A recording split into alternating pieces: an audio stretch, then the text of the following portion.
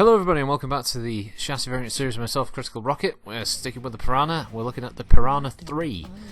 The Piranha-3 is only a slight variation on the Piranha-2 in that it's still an all-energy variant as opposed to the Piranha-1, which is ballistics.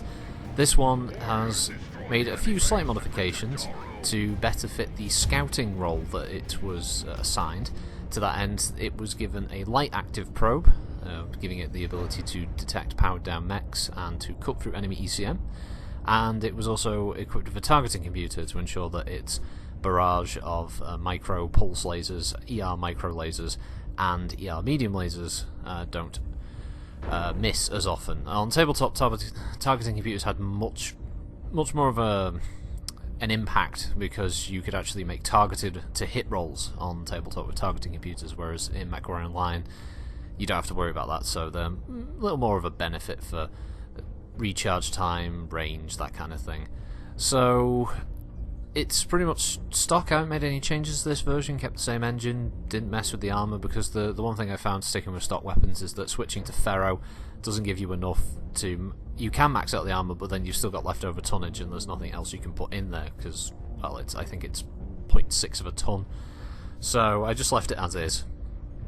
And that's not a bad thing. It runs remarkably well, even on a map like Tourmaline, where you would think the heat of that many weapons would quickly cook the mech, but used in the right situation without firing too many of your weapons at the same time, you can actually get quite a few shots off before you start hitting the red line, which is very useful. I think I was also very lucky with this match in that the team that was very aggressive, and possibly an issue with the other team being a little...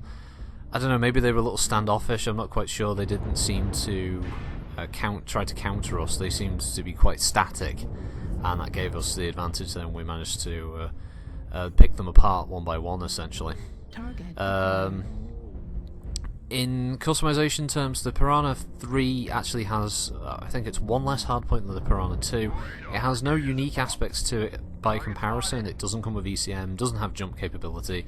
It doesn't mount any different engine sizes by comparison. It's literally just a version of it that comes with some electronics gear, and that's it.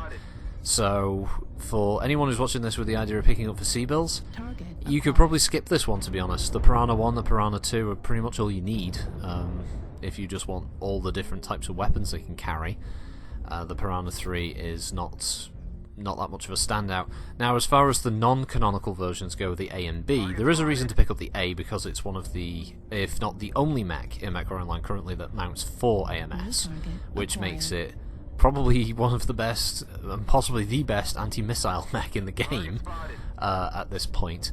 The B variant I'm not too au fait with, but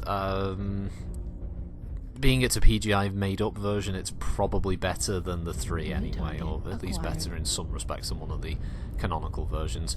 Being that the chassis variants series sticks with just what you could get in tabletop, yeah, the 3's the weakest, but only because it has one less hardpoint and it doesn't do anything unique compared to the 2. It doesn't mean it's a bad mech.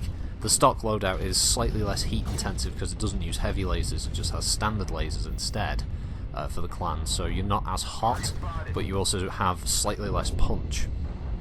It also means that with the micro pulse lasers you have to get even closer to targets, which means you do risk taking more damage by comparison.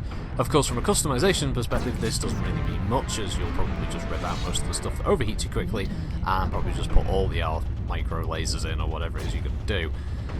Yeah, the hardpoints are spread quite evenly again, like the 2 across the left and right torsos, with the remaining ones being in the arms and the CT. And yeah, that's pretty much it. Just bearing in mind that you have to expose a fair amount on the mech to get the shots off. It's got paper thin armour, so don't expect to take many hits before your limbs start popping off. And basically just stay mobile. And I know that kind of goes against what I've been doing there, but as I said earlier in the video, the enemy mechs were quite static. They weren't aggressive, and they allowed me to just stand on this hilltop and just fire down, and there was very little return fire. I guess because there was a bit of a furball going on, and just then, as you saw, there was an Atlas, so people were going to focus that mech instead of the little Piranha stood next to it. But sometimes I think that's actually a mistake.